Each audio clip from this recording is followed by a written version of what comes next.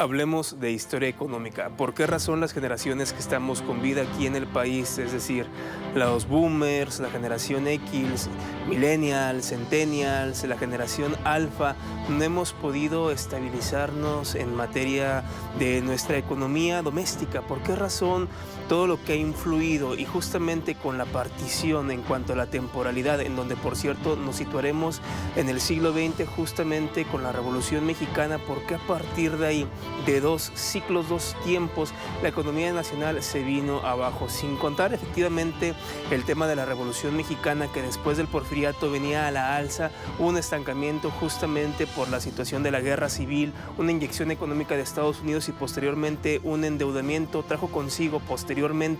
que durante los años 20 del siglo XX comenzara la época de las instituciones en México, creándose por ahí el Banco de México, la Secretaría de Educación Pública, entre otras instituciones, y ya para los años 30 comenzara a desarrollarse lo que para muchos historiadores viene siendo ese triunfo de la Revolución Mexicana. Justamente esas instituciones pasan justamente a la vida pública, que si bien es cierto ya estaban durante el gobierno de Lázaro Cárdenas, comienzan a gestarse, a ponerse lo que más adelante vendría con el desarrollo estabilizador, es decir, con la coyuntura de la Segunda Guerra Mundial, ya en 1942, cuando Estados Unidos decide entrar a la Segunda Guerra Mundial y le exige a México tomar una postura justamente para apoyarle. México va a volcar justamente su economía hacia la nación norteamericana, ya que Estados Unidos creó una economía de guerra y posteriormente México comenzó a darle en los distintos sectores, a venderle por una cuestión de conveniencia geográfica de una manera más barata. Eso produjo que en México se diera el llamado milagro mexicano, con un crecimiento anual del más del 6%,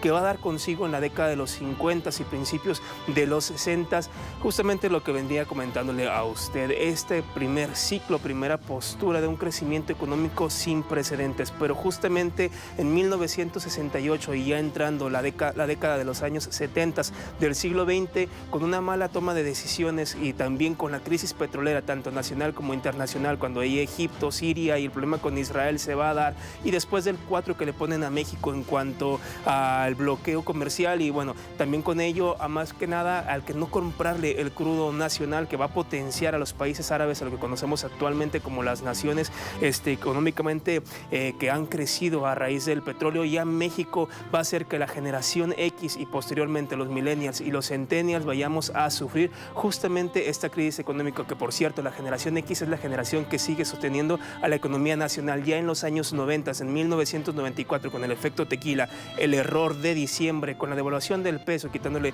3 ceros, vamos a traer consigo también una consecuencia abrupta, abismal, el Fobaproa y otros temas por ahí de corrupción, que ha hecho que la economía nacional no crezca y se dé justamente en el siglo XXI la coyuntura, justamente después de los tecnócratas del PRI en la década del siglo XX, finales del siglo XX, en el siglo XXI, lo que tenemos hasta nuestros días, la alternancia, que por cierto no ha dado con bola, no ha sabido desarrollar, estabilizarse económicamente, a pesar de que entre el año 2006 y 2012 la economía creciera a más del 4% anual. Tenemos como producto que los millennials no han logrado justamente independizarse en esta materia, que bueno, entre otras cosas se debe justamente a la que ha afectado en materia nacional de la economía, justamente en esta segunda etapa que se da en la economía nacional. Pero bueno, todo esto sigue formando parte de nuestra historia. Yo soy Diego Tamés y nos vemos hasta la próxima. Chao.